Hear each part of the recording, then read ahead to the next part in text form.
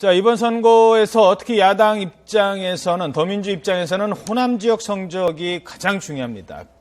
광주 방문이 그런 의미가 있었는데, 광주 방문에 논란이 있기도 했어요. 국보위 논란이 있었는데, 얼마나 절실할까요? 김종인 비상대책위원장 입장에서는, 호남이. 일단은 개인적으로 먼저 국보위 참여 문제가 논란이 좀 커지면서 그런 부분들을 좀, 진화하기 위한 어떤 행보이기도 하고요. 또 그 이후에 이제 봉하마을까지 갔으니까 이제 야권 전체를 좀 통합한 행보의 수순입니다만, 호남에서의 성적표를 가지고 지금, 더불어민주당과 국민의당이 지금 계속해서 경쟁을 하고 있는데, 사실 이런 부분들이 어떻게 보면은 호남에서 패권이란 말이 지금 그렇습니다. 호남 패권을 장악한다 하더라도 결국 그렇게 되더라도 과거의 여야 구도를 돌아가 보면 과연 그게 호남에서 어떤 강력한 지지 기반을 형성했다고 해서 전국적으로도 그런 것들이 완성될 수 있느냐, 이런 부분들은 좀 다르게 보일 수 있거든요. 과연 지금 이제 물론 다급한 문제긴 합니다만 너무 호남에 어떤 치중하는 어떤 그런 현재 초반의 선거 전략들을 야당 두 야당이 피고 있는 게 아닌가, 이렇게 지금 보이는데요. 너무 호남 구애 작전이다. 네. 예. 어떻게 보십니까? 일단 이 국민의당과 더불어민주당은 호남에서의 민심을 일단 얻는 것이 중요할 수밖에 없는 상황이 됐어요, 지금. 최근에는 이제 국민의당이 호남에서의 지지율이 좀 떨어진 양상이고 좀 답보 상태인 것만은 분명한 것 같습니다. 아마 그런 상황 속에서 더불어민주당이 일단 호남을 다진 다음에, 그런 다음에 야당에서의 역시 제1당의 위치를 차지하겠다는 그런 이제 전략입니다. 근데 최근에 계속 얘기 나오는 게 김종인 위원장의 과거 1980년도 국보위 참여 논란이 계속되고 있어요. 예, 지금 이제 무릎 꿇는 모습까지 보여줬습니다, 언론에. 사과도 2번이나 했고, 또 같은 야당인 국민의당이 또 오히려 새누리당보다 더 비판의 수위를 높이고 있는 이런 상황이거든요. 어쨌든 그런 것들을 넘지 않고는 김종인 위원장이 선대위원장, 게다가 지금 비대위원장도 겸하고 있지 않습니까? 그런 역할을 하기가 어렵기 때문에 저런 면에서 보다 적극적으로 광주에서 저런 행보를 하는 것이 아닌가, 이렇게 보여집니다. 예. 일각에서는 비대위에 마치 끌려간 것처럼 얘기하는데, 끌려간 게 아니라 본인이 자발적으로 참여한 것 아니냐라는 또 당시 비대 국보위에 있던. 그러니까 이제 얘기 나오는 김용갑 현재 새누리당 고문이 자발적으로 참여한 거나 마찬가지다, 적극적으로 참여했다라고 얘기를 하니까, 그리고 이제 경제민주화라는 조항은 남재희 전 정책의장이 한 얘기다라고 얘기하니까 남재희 씨가 아니다, 자기는 그런 얘기 한 적 없다고 얘기를 했어요. 그렇기 때문에 이 논란은 더 이상 여기서 더 많이 논란되는 게 바람직하지 않을 것 같아요.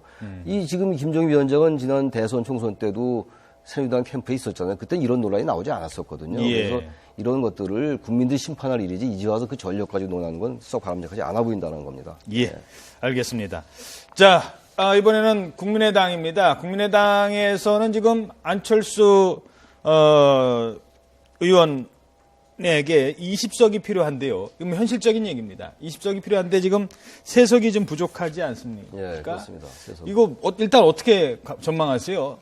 지금 창당이 이제 내일이죠. 내일 창당 예정일인데 그동안 쭉 이렇게 세를 불려가던 과정에서 현역 의원 숫자로 그 부분이 좀 이렇게 주춤하면서, 아마 그러나 주말 사이에 국민의당의 어떤 행보나 그 메시지를 보면 이제 교섭단체를 구성하는 부분에서 계속 주력을 하다가, 그것보다는 현재 법안 처리 문제나 이런 것들이 다시 국면이 바뀌면서 교섭단체 지금 바로 창당 전에 연연하는 것보다는 제3당의 어떤 가치, 위상, 이런 것들을 가지고 좀 더 가겠다, 이렇게 아마 좀 방향을 턴한 걸로 보이고요.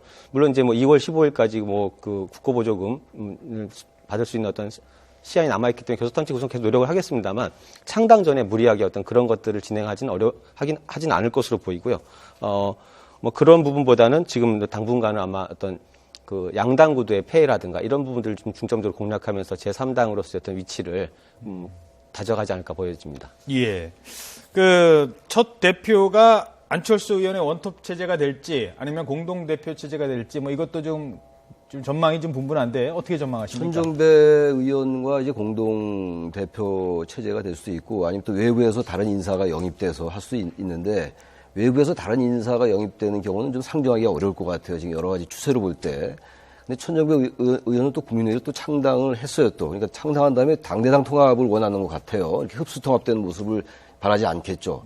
이런 상황 속에서 지금 천정배 의원이 공동 당대표가 되기 좀 쉽지 않을 것 같아요. 그래서 아마 안철수 대표의 이른바 원톱 체제로 갈 확률이 높아 보이긴 합니다. 그런데 역시 지켜봐야 될 것 같습니다. 예. 계속 언론에서 스무석 하는데, 안철수 의원의 새 정치라면 굳이 20석 그렇죠, 예. 없이 당당하게 뭐 19석이 된다 하더라도 한 석 때문에 논란이 되는 사람 받는 것보다는 우리는 우리 길 가겠다. 이런 모습을 좀 기대하는. 과거에도 탈당한 다음에 어떤 그 세를 모일 때 기존의 의원들을 받아들이는 것보다는 새롭게 세력을 형성해 나가는 게 낫습니다. 지금 당장 물론 이제 20석을 채우면 여러 가지 유리한 점이 있죠. 4월 총선 전이라도 원내에서 뭔가 몫을 낼 수 있는 건 있다 하더라도 중요한 건 역시 총선 이후거든요. 총선 이후에 어떠한 세력을 형성하느냐가 더 중요하기 때문에 이제 3석 남았는데 박지원 의원과 뭐 최재천 의원이 합류하느냐 안 하느냐 말이 많지만 그런 건 크게 중요하지 않게 보고 과연 국민의당이 지향하는 새 정치가 무엇인지를 그것을 알리는 데 주력하는 게 더 전략적으로도 바람직하지 않느냐 이렇게 보입니다. 알겠습니다. 네, 지금까지 최창렬 용인대 교수, 이상일 아젠다센터 대표였습니다. 두 분 고맙습니다.